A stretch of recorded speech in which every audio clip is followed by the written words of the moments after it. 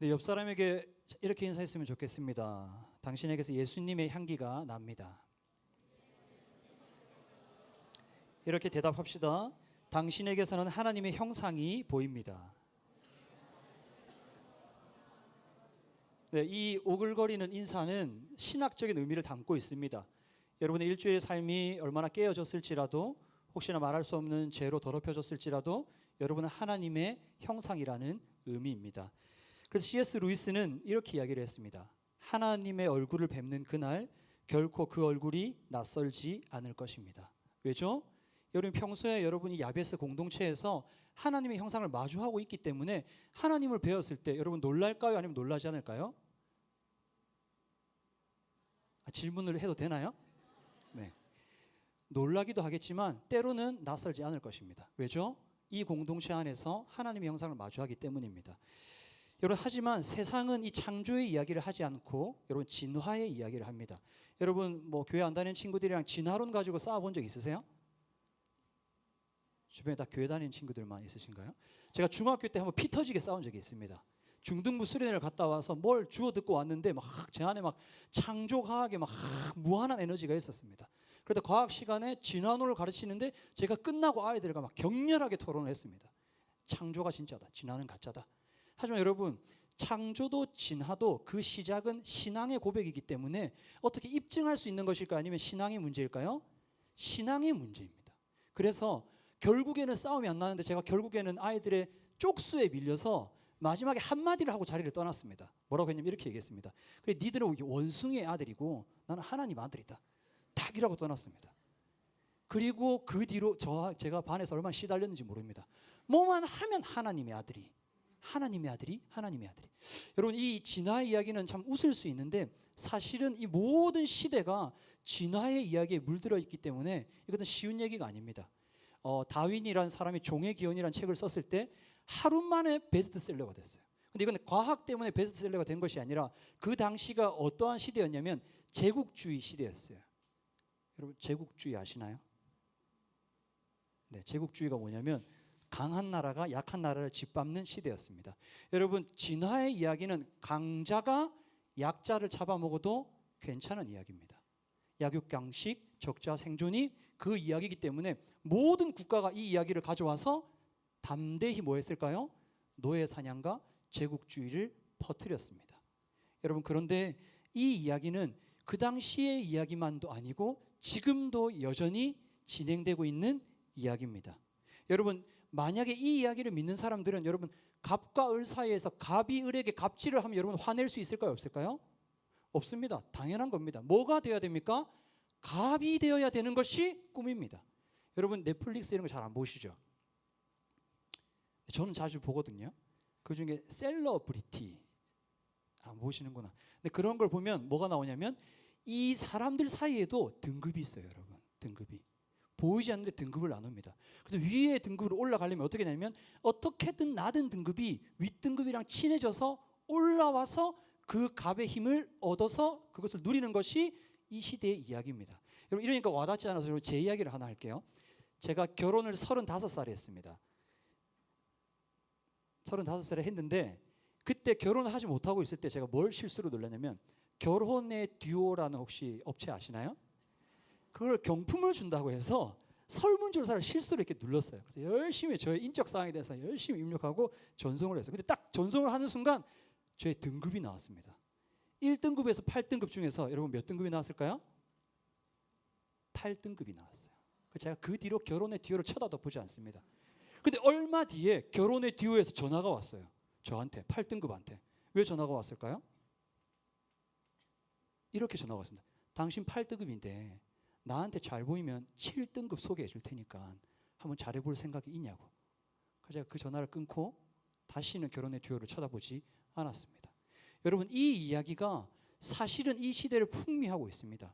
그래서 여러분 옛날에는 어떤 이야기도 있었냐면 처음에 진화론을 가져와서 이 시대 가운데 퍼뜨렸던 그 당시의 교과서에는 어떤 내용이 있었냐면 이런 얘기도 있습니다. 진화론만 가르친 게 아니라 전국에 질병과 부도덕과 범죄를 퍼뜨려서 인간의 유전자 풀을 약화시키는 부류에게는 과학의 이름으로 뭘 해야 된다고요? 불임 수술을 실시하거나 심지를 그들을 죽여야 한다고 주장했던 게 진화의 이야기입니다. 어떠한 공동체를 지키기 위해서 필요 없는 존재들, 이 공동체를 무너뜨리는 존재를 어떻게 해야 된다고요? 배제시키고 제거해야 된다는 것이 진화의 이야기에 깔려있는 전제예요. 그래서 뭘 가지고 살아가냐면 두려움 가운데 살아가는 거예요. 내가 도태되지 않으려고, 조금 더 못나 보이지 않으려고, 조금 더 학력에서 밀리지 않으려고, 조금 더 내 집이 못나 보이지 않으려고 발버둥 치는 것이 이 시대 가운데 있는 거예요. 여러분, 이 이야기가 여러분 여기가 야베스죠. 야베스 공동체를 딱 지배하게 되면 어떻게 될까요?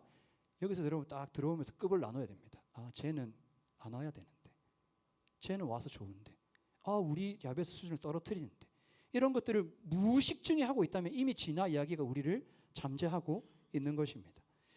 여러분, 이 이야기로부터 무엇이 나오냐면 사람들이 인권과 사람을 존중하는 이야기가 나왔다고 많이 이야기를 하지만 사실 여러분 진화의 이야기 가운데서 인권이 나올 수 있을까요, 없을까요? 사실 이거는 모순되는 이야기예요. 말이 안 되는 이야기예요. 그래서 많은 학자들이 인류가 발달하고 계몽주의가 지나가서 점점 인권이 발달하고 했지만 많은 사회학자들이 뭐라고 하면 이렇게 이야기를 합니다. 자유와 양심, 인권과 민주주의의 이상, 이 모두는 유대교 윤리인 정의와 기독교 윤리인 사랑의 직접적인 유산이고 현재까지 다른 설명은 사실 불가능하다는 거예요. 여러분, 그러면 이 다윈의 이 이야기, 진화 이야기가 딱 터져서 온 세계를 지배하기 시작했을 때 여러분 그리스도인들이 있었을까요, 없었을까요? 있었습니다. 이 이야기는 잘못됐다, 하나님의 형상으로 지음받았다는 이야기를 붙들고 있는 성도들과 교회들이 있었습니다. 근데 교회는 뭐 했을까요? 그 당시 교회는 서로의 이권 다툼과 때로는 자신의 이익을 위해서 하나님의 형상을 죽이기도 했고요. 심지어는 노예 상황을 나가는 어떠한 세력들을 위해서 축복 기도도 했던 것이 교회입니다. 그래서 이 이야기가 지금 이 전 세계를 다 뒤덮고 있는 것입니다. 여러분, 우리는 어떻습니까? 여러분의 마음 가운데 창조의 이야기가 가득 차 있습니까? 아니면 진화의 이야기가 가득 차 있습니까? 어쩌면 우리는 입으로는 하나님의 형상이라고 옆 사람에게 고백을 하면서 옆 사람과 경쟁하기 바쁘고 좀 더 잘나기 바쁘고 좀 더 옆 친구가 잘 나가려고 그러면 축복해서 진심으로 격려하기보다는 끌어내리고 내가 더 잘나가고 싶어 하지는 않습니까? 어쩌면 이 교회에 나와서 기도하는 이유도 이 진화기의 이야기, 이 프레임 속에서, 이 구조 속에서 좀 더 갑이 되기 위해서, 좀 더 잘나기 위해서, 좀 더 성공하기 위해서, 좀 더 올라가기 위해서 이 자리에 나오지는 않았습니까? 한 교회에 새 친구로 나왔던 한 사람이 교회를 잠깐 다니다가 떠나면서 이런 글을 남겼다고 제가 SNS에 봤습니다. 제가 읽어볼게요. 결국 그들은 자신의 종교 생활을 위한 도구가 필요했고 나는 그들의 종교 생활을 위한 도구였을 뿐이었다. 진심으로 사랑하지 않는데, 진심으로 축복하지 않는데 사랑하고 축복한다고 말한다. 나의 가는 길에 주의 축복이 있기를 바라는 것도 결국은 나를 향한 자신들의 축복 활동을 통해서 자신들의 가는 길에 축복이 임하기 빌 뿐인데 내가 왜 이곳에 있어야 하는가? 라고 말하며 교회를 떠났습니다. 교회가 만약에 이런 모습이라면 여러분 더 이상 이 땅에 소망은 없는 것입니다. 오늘 본문에서도 성도라고 불렸던, 거룩한 사람들이라고 불렸던 사람이 등장합니다. 누구냐면 바리새인입니다. 여러분, 성경에는 바리새인에 대한 이야기가 엄청 많이 나오는데 그 이유는 무엇이냐면 대부분의 신약 성경이 성전이 무너지고 난 후에 기록되었기 때문에 성전을 중심으로 활동하던 사두개인이 대부분 그 일을 잃었기 때문에 바리새인들에 대한 이야기가 많아요. 하지만 제가 신학교 교수님한테 들었는데 당시에 있었던 많은 무리들 중에 제일 복음적인 사람이 누구였냐? 바리새인이라고 합니다. 어떤 사람들은 성전에만 있었고 귀족들과 어울렸고 위에서 약육강식을 취하기만 했던 많은 사람들이 있었는데 성도들 깊숙이 삶에 개입해서 하나님 말씀 들고 씨름했던 자들이 누구였냐면 바리새인들이었어요. 그런데 오늘 바리새인들이 누구랑 같이 나옵니까? 헤롯 당과 함께 나옵니다.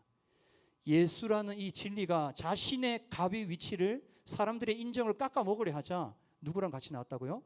헤롯 당과 같이 손잡고 예수를 짓받으려고 하는 겁니다. 12장 14절 이렇게 말합니다. 와서 이르되 선생님이 우리가 아노니 당신은 참되시고 아무도 꺼리끼는 일이 없으시니 이는 사람을 외모로 보지 않고 오직 진리로서 하나님의 도를 가르치심이니이다. 정확하게 예수님을 판단하고 예수님을 봤죠. 했지만 뭐라고요? 뒤에는 이렇게 이야기를 합니다. 가이사에게 세금을 바치는 것이 옳으니까 옳지 아니하나이까? 우리가 바치리까 말리까? 그 당시에는 유대에서 세금을 다양한 이슈로 냈습니다. 주민세, 토지세, 관문세, 이렇게 부동산세 다양하게 냈는데 그 당시에 유대에서 로마로 거둬들여지는 세금의 양이 한 4천억 원 정도 됐습니다. 그런데 이 세금을 내야 되느냐 내야 되지 않느냐 이슈로 이스라엘 안에 많은 갈등이 있었어요. 그래서 열심당원 같은 경우는 죽어도 안 된다가 이제 열심당원이었고, 그리고 헤롯 당원은 뭐예요? 헤롯과 짝짝꿍에서 로마 짝짝꿍에서 잘 되보려는 사람들이잖아요. 무조건 내야 된다 그랬고, 바리새인들은 뭐라고 했냐면 로마는 반대지만 세금은 내야 된다고 했습니다. 그럼 무슨 말입니까? 예수님이 무슨 말을 하든지 걸리게 되는 거예요. 바리새인이면 말씀을 붙들고 말씀이 오셨으면 말씀을 가르쳐야 되는데 뭐라고요? 그 진리가 와서 내 이야기를 깨트리고 내 삶을 무너뜨리려고 하죠. 어떻게 합니까? 내가 여기서 인정받고 더 올라가야 되는데 나를 무너뜨리는 건 진리든 진리든 상관이 없는 거예요. 그래서 예수님을 무너뜨리려고 이 이야기를 하는 겁니다. 그래서 예수님께서 뭐라고 하십니까? 15절 이렇게 말합니다. 예수께서 그 외식함을 하시고 이르시되 어찌하여 나를 시험하느냐? 데나리온 하나를 가져다가 내게 보이라 하시니. 이 당시에 데나리온은 한 10원짜리 동전 같은 거였고, 노동자의 이렇게 하루 품삯 정도 됐었던 겁니다. 앞에는 뭐라고 적혀 있었냐면 로마의 황제 신성한 아우구스투스의 아들 티베리우스 가이사르. 그리고 뒤에는 뭐라고 적혀 있냐면 평화의 여신이 종려나무를 가지를 들고 있는데요, 대제사장이라고 적혀 있었어요. 그래서 예수님께서 이걸 가져오라고 이렇게 물으십니다. 가져왔거늘 예수께서 이르시되 이 형상과 이 글이 누구의 것이냐? 이르시되 가이사의 것이니이다. 이에 예수께서 이르시되 가이사의 것은 가이사에게, 하나님의 것은 하나님께 바치라 하시니. 그래서 이 본문을 누가 제일 좋아할까요? 국세청에서 제일 좋아합니다. 세금 잘 내라고. 또 어디서 좋아할까요? 교회에서도 가끔 좋아합니다. 왜요? 헌금 잘하라고. 하지만 16절에 보면 뭐라고 합니까? 예수께서 이르시되 이 형상과 이 글이 누구의 것이냐라고 물으시죠. 그리고 뭐라고 대답합니까? 가이사의 것이라고 대답을 하죠. 이 돈에 새겨진 형상 누구였다고요? 이 디베리우스 황제였고 뒤에는 그 여신, 그 여자 황제 대제사장이었어요. 이것은 어떤 의미냐면 여러분, 이것을 이 데나리온을 바치면 좋은 혜택을 주는 로마 황제는 신이다, 이런 뜻이에요. 그의 아름다운 아내는 평화를 주는 여신이자 대제사장이라는 뜻이에요. 실제로 여러분 이 황제에게 잘 보면 모든 문제가 해결됐습니다. 여러분 여기 나와 있지만 여러분 가지고 있는 많은 문제들 있죠. 여러분 문제들 있잖아요. 갖고 싶은 것들, 하고 싶은 것들, 이루고 싶은 것들 있잖아요. 로마 황제에게 잘 보이면 다 이루어졌었어요. 그러니까 이 데나리온을 가져와서 누구한테 바칩니까? 황제한테 바친다는 뜻은 단순히 황제에게 세금을 내는 문제가 아니라 무슨 문제입니까? 내가 이 구조 안에서, 이 프레임 안에서, 이 시대 안에서, 이 사회 안에서 내가 갑의 위치에 올라가고 싶어서 하고 싶은, 잘 보여야 될 사람, 황제에게 잘 보여서 그가 말하는 그 가치와 그가 말하는 그 이념과 그 세계관과 그 모든 인생을 따라서 살아간다는 것이 바로 그 이야기였습니다. 그 여러분, 이 여기에 새겨진 것이 무엇이냐 물었을 때 가이사의 형상과 가이사의 글이었습니다. 그러면 하나님 뭐라고 합니까? 하나님의 것은 하나님께 할 때, 하나님의 것 할 때 그건 뭘까요? 그것은 형상입니다. 여러분, 하나님의 형상, 하나님이 담겨져 있는 형상 누굴까요? 바로 하나님의 형상대로 지음받은 우리들입니다. 창세기 1장 27절 이렇게 말하죠. 하나님이 자기 형상 곧 하나님의 형상대로 사람을 창조하시되 남자와 여자를 창조하시고. 하나님의 형상은 누굽니까? 바로 우리들입니다. 그럼 여러분, 오늘 예수님의 말씀은 세금 잘 내라 이런 뜻이 아닙니다. 여러분, 국가로부터 받은 것이 있으면 세금을 내는 게 당연한 거 아닙니까? 여러분, 세금 내시는 분 안 계시죠? 내시나요? 아직 학생이라서 안 내죠. 나중에 여러분 많이 국가로부터 혜택을 받으면 세금을 내는 건 당연한 겁니다. 오늘 이 이야기는 뭐예요? 가이사의 것, 가이사가 상징하는 것들, 네가 지금 손에 쥔 돈, 니들이 그렇게 바라는 권력, 아름다움을 추구하는 외모, 지상주의, 인기, 명예, 우상들은 가이사의 것들이니 가이사에게 갖다 바쳐라. 하지만 나의 형상, 나의 자녀들, 내 백성은 무슨 말입니까? 나에게 나오라는 뜻입니다.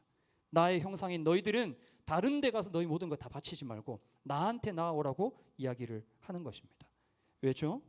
마가복음 5장 26절에는 혈루증 여인이 나옵니다. 그 여인이요, 많은 의사에게 많은 괴로움을 받았고 가진 것을 다 허비하였을 때 아무 효용도 없고 도리어 더 중하여졌다고 이야기를 합니다. 여러분, 돈과 사람에게 모은 돈을 다 갖다 바쳤지만 만족을 얻을 수 없었다고 이야기를 합니다. 뭐라고 합니까? 도리어 더 악화되었다고 이야기를 합니다.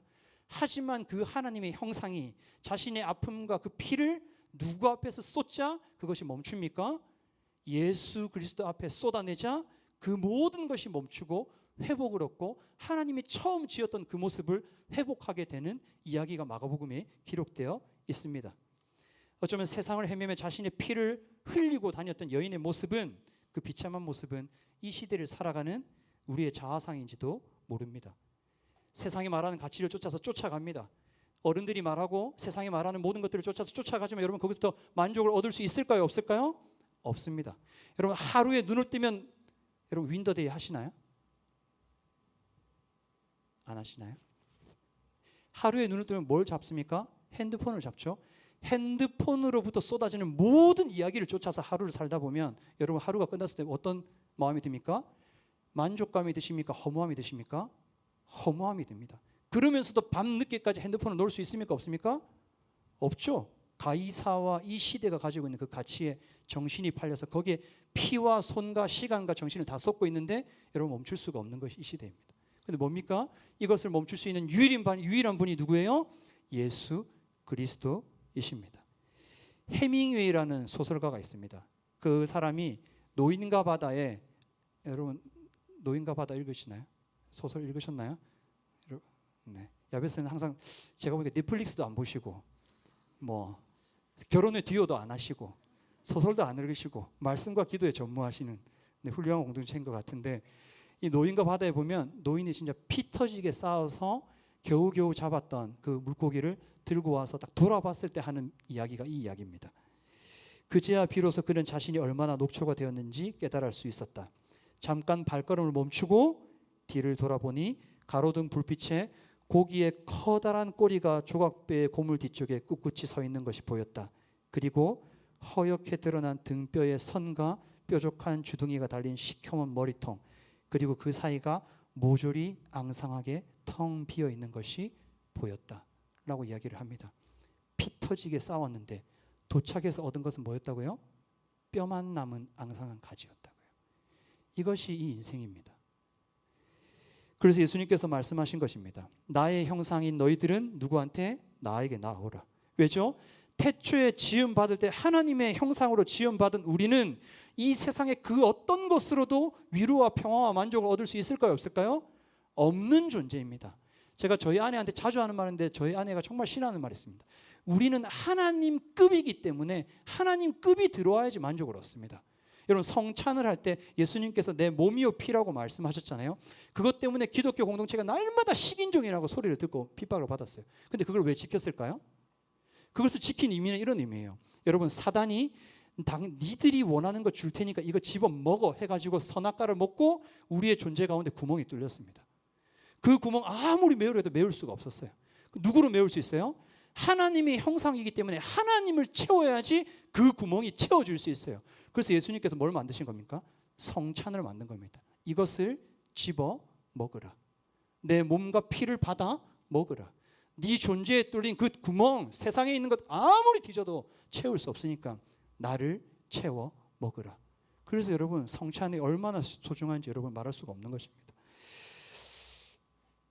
네, 본문을 적용하고 마치려고 하는데 45분까지라고 했는데 벌써 45분이네요. 네, 본문을 한번 적용해 보겠습니다. 마가복음 12장 29절에서 31절이 이 모든 이야기를 다 정리하고 나아간 이야기인데요. 제가 한번 읽어보겠습니다. 예수께서 대답하시되 첫째는 이것이니 이스라엘에 들여다 주곧 유리 하나님은 유일한 지시라. 내 마음을 다하고 목숨을 다하고 뜻을 다하고 힘을 다하여 주 너의 하나님을 사랑하라 하신 것이요. 둘째는 이것이니 내 이웃을 내 자신과 같이 사랑하라 하신 것이라. 이보다 더 큰 계명이 없느니라. 예수님께서 내 형상은 나에게 다 나오라 말하고 적용으로 주신 말씀이 이 이야기입니다. 첫 번째는 뭡니까? 마음과 목숨과 뜻과 힘을 다하여서 너의 하나님을 사랑하라 하신 것입니다. 이 모든 것을 더하면 한 인격, 한 존재가 나옵니다. 무슨 말입니까? 너 존재를 다해서 누구를 사랑하라고요? 하나님을 사랑하라고 이야기를 합니다. 오늘 제가 찬양하면서 오랜만에 청년부 찬양을 들었는데 참 가슴이 뛰었는데 오늘 찬양도 다 예수님 사랑, 하나님 사랑, 하나님께 나오라는 다 그런 이야기들이에요. 이 야베스가 왜 넷플릭스도 안 보고 왜 결혼에 듀오도 안 하고 말씀과 기도에 전무한지 이제 알겠습니다. 다 항상 주님을 사랑하고 주님 사랑밖에 없었으니까. 무슨 말입니까? 하나님을 사랑하는 것이 하나님을 또 사랑하고 또 하나님께 나오는 것이 이 예수님께 나올 수 있는 유일한 방법이라는 겁니다. 여러분, 인생은요 무엇인가를 예배하면서 삽니다. 이거는 부정할 수 없는 사실이에요. 어떤 사람은 돈을 예배하며 살고요, 어떤 사랑하는 연인을 예배하며 살고요, 어떤 사람은 나의 외모를 예배하며 살고요, 어떤 사람은 관계를 예배하며 삽니다. 그래서 이거는 기독교에서 하는 얘기가 아니라 한 무신론자 소설가가 했던 얘기인데요. 제가 한번 읽어볼게요. 이렇게 이야기를 했습니다. 데이비드 포스터 윌리스 이렇게 얘기했어요. 그 캐년 컬리지라는 이 대학의 졸업 연설에서 이렇게 얘기를 했습니다. 하루를 힘겹게 살아가는 어른들의 삶 속에 이분 무신론이에요. 무신론 같은 건 없다. 예배하지 않은 삶 같은 건 없다. 모두가 예배한다. 우리가 할 수 있는 유일한 선택은 무엇을 예배하는 것이다. 어떤 종류의 신이나 예배할 영적 대상, 그게 예수 그리스도 알라건 무엇이든지 예배할 수밖에 없다는 거예요. 뭐라고 그럽니까? 돈과 물질을 예배한다면, 거기에 삶의 의미를, 참 의미를 둔다면 당신은 절대로 충분히 가질 수 없을 것이다. 절대로 충분히 가졌다고 느끼지 못할 것이고, 이것이 진리라고 무신론자도 이야기를 하는 거예요.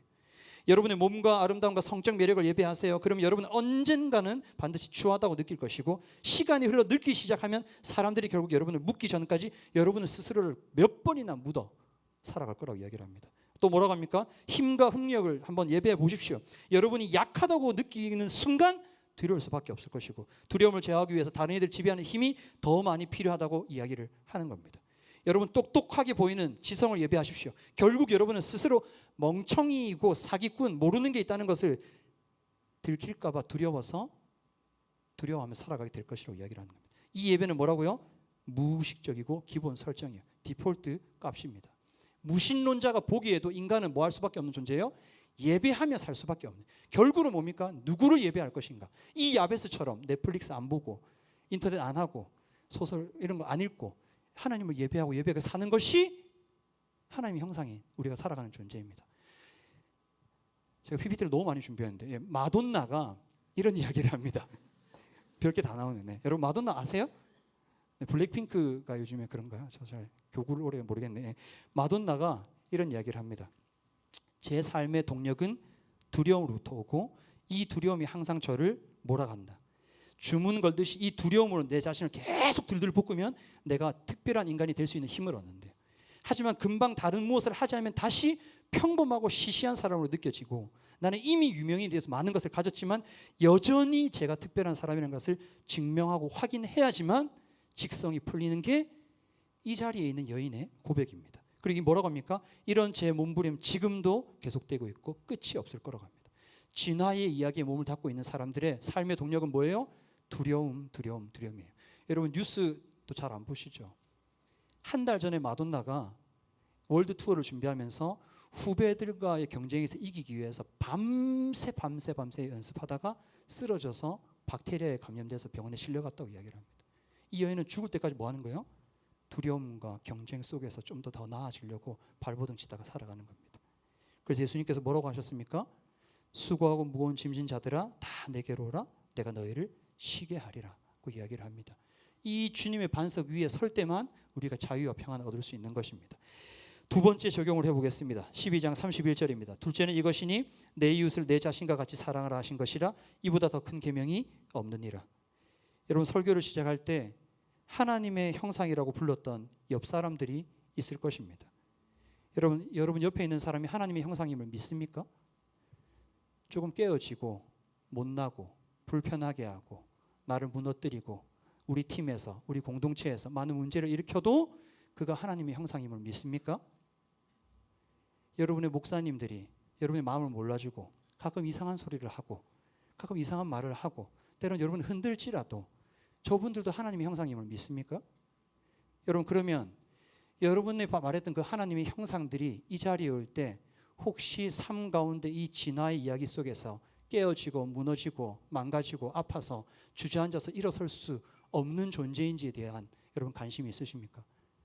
제가 방금 보니까 찬양팀 리더분과 찬양팀 너무 은혜로워서 저희 교구 예배도 매번 초청하고 싶은데, 찬양팀이 앞에서 선포하며 찬양을 할지라도 혹여나 이들의 마음 가운데 세상 가운데 깨어지고 무너지고 아프고 보여줄 수 없는 상처 때문에 신음하고 있지는 않은지 여러분 관심이나 있습니까?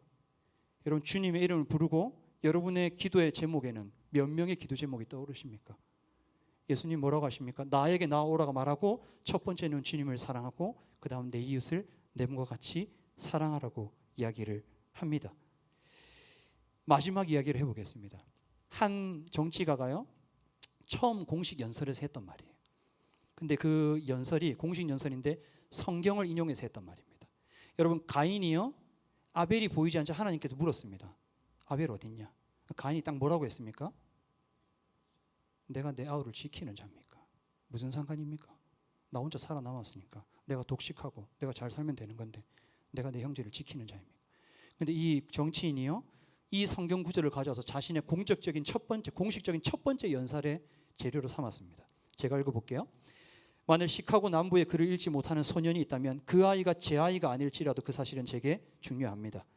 만일 어딘가에 약값을 지불하지 못하는 노인이 의료비와 열세 중 하나를 택해야 한다면 그녀가 제 할머니가 아닐지라도 제 삶마저 가난하게 됩니다. 만일 어떤 아랍계 미국인이 정당한 법칙 절차 없이 체포당했다면 그것은 제 시민권에 대한 침해입니다. 저는 다음과 같은 근본적인 믿음이 있습니다. 저는 제 형제를 지키는 자입니다. 저는 제 자매를 지키는 자입니다. 이것이 바로 이 나라를 작동하게 합니다. 이것이 우리를 하여금 우리의 개인적인 꿈을 추구하게 하지만 미국이라는 하나의 가족으로 모이게 하는 것입니다. 우리는 여럿으로 구성된 하나입니다. 버락 오바마가 첫 번째 정치가로서의 연설, 공식 연설을 했던 연설입니다. 여러분의 마음 가운데 이 마음이 있습니까? 제가 지난주 설교를 보진 않았지만 페이스북을 살짝 봤는데 페이스북에서 요약됐던 성경 말씀도 마치 이 말씀 아닌가요? 여러분 페이스북도 잘 안 하신? 네. 여러분, 오늘 본문에서 가이사의 형상을 들고 주님 앞에 나왔던 사람이 누구였다고요? 바리새인이었습니다.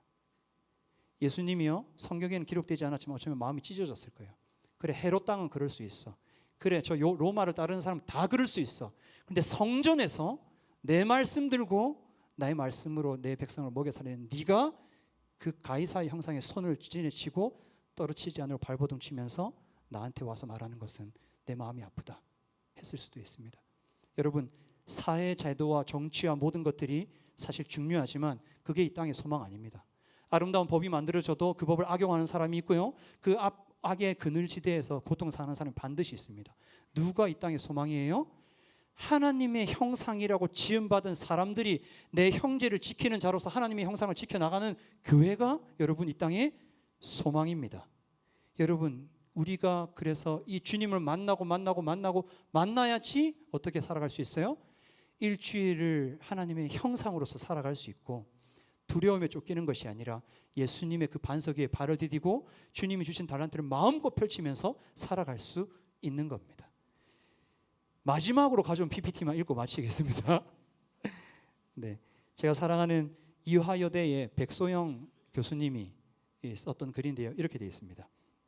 그러나 기억할 일이다. 완전히요 절대요 무한하신 하나님께서도 모든 인간에게 생명을 주어 세상에 내어놓을 때 각자의 쪼대로 살아갈 자유혼과 의지, 선택권을 주셨다는 것을, 종종 신자들이 제 뜻대로 마옵시고 아버지 뜻대로 하옵소서라고 기도하지만 그것은 하나님이 기뻐하시는 나라의 도래를 위한 일에 나의 뜻을 맞추겠다는 신앙의 표현이지 내 쪼를 접거나 버린다는 뜻은 아니라고 본다. 오히려 난 내 쪼대로 그 일에 동참하는 거다. 난 대로 생긴 대로 각자 재능으로 저마다 가슴 뛰게 하고 싶은 일들을 통해 그렇게 같은 방향으로 하나님 나라가 이 땅에 도래하도록 살아내는 것, 그게 아버지 되시고 어머니 되신 하나님께서 자녀인 우리에게 원하시는 인생이 아닐까. 그렇지 않다면 어찌 한 사람 한 사람 같은 얼굴 없이 저마다 개성 있게 빚으시고 저마다 다른 일에 가슴 뛰도록 지으셨겠느냐. 그러니 젊은이들아, 아이들아, 아니 어쩌면 아직 늦지 않은 어른들도 무미하게 달리는 이 걸음을 잠시 멈추고 하나님이 창조하신 대로 내 쪼를 찬찬히 살펴보자. 그리고 내 안에서 부드러이 말씀하시는 하나님의 음성을 듣자. 너는 너 쪼대로 살아라. 이 교수님이 청년들에게 했던 말입니다. 여러분, 예수님께 발을 디디고 존재대로 살아가는 사람들은 마음껏 쪼대로 살아가도 괜찮습니다. 하지만 여러분, 쪼대로 먼저 살다가 존재를 잃어버려서는 안 됩니다. 제가 보니까 한 분 한 분 제가 거의 모르는 분입니다. 그래도 여러분 모양이 다 다릅니다. 예쁘고 못생기고를 떠나서 모양이 다 다릅니다. 예수님의 발을 디디고 여러분의 모양대로 하나님을 사랑하며 여러분 형제를 위해서 살아갈 때 여러분을 통해서 이 땅 가운데 하나님 나라가 도래할 것을 믿습니다. 오늘 말씀 제목은 여러분 존재대로 살아간다입니다.